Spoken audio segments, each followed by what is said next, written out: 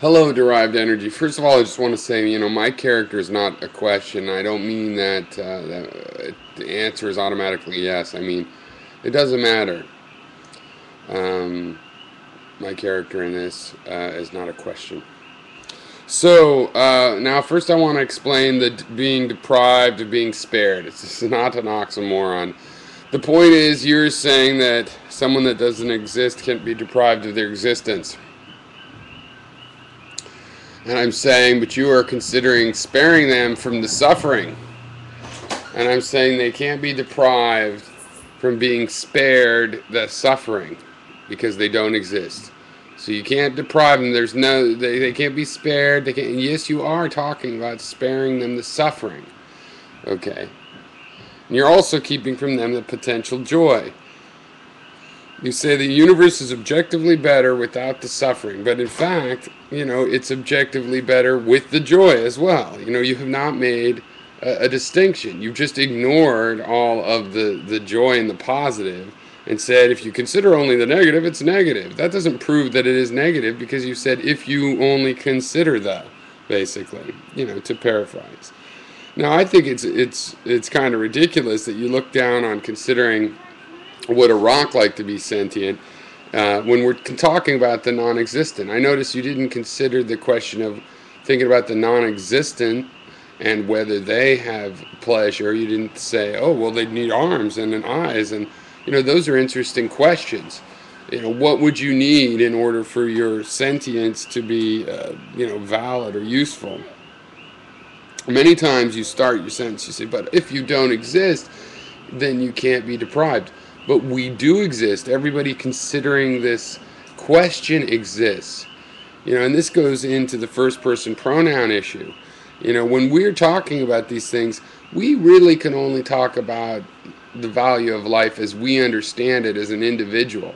Okay, as I understand it. When we're talking about balancing pleasure and suffering, you always want to do two different people and rely on the fact that they're incomparable. That the suffering in person A cannot be justified by the pleasure that person B experiences. And I agree, but again, that goes both ways. You can't take the suffering of someone else and say my life isn't worth living if it's pleasurable and healthy and enjoyable.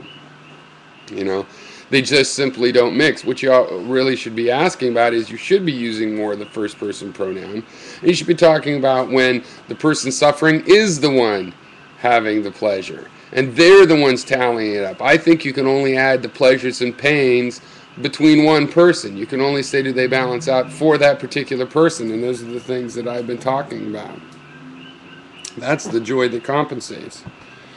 And you can say whatever you want about the implications, but the fact of the matter is, I am telling you no. I'm not claiming to even be okay, much less saying that since I turned out okay, everybody can turn out okay. What I'm doing is I'm abstracting from my understandings of feeling.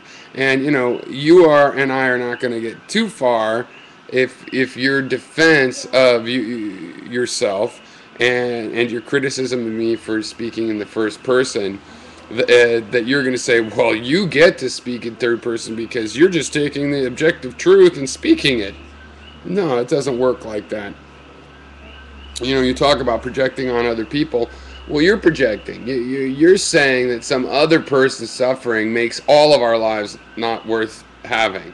Okay, and that's an argument that really isn't, I don't think, going to add up. And the basic reason is because unlike in Menhem, who is, comparing the desires of the existent and their suffering and pleasure to each other, and not doing this thing where somehow I can spare you. This is what you're saying, that I can spare the non-existence all the suffering, but you don't take into account the pleasure. You see this objectively logical difference, and I'm telling you it's intuitive.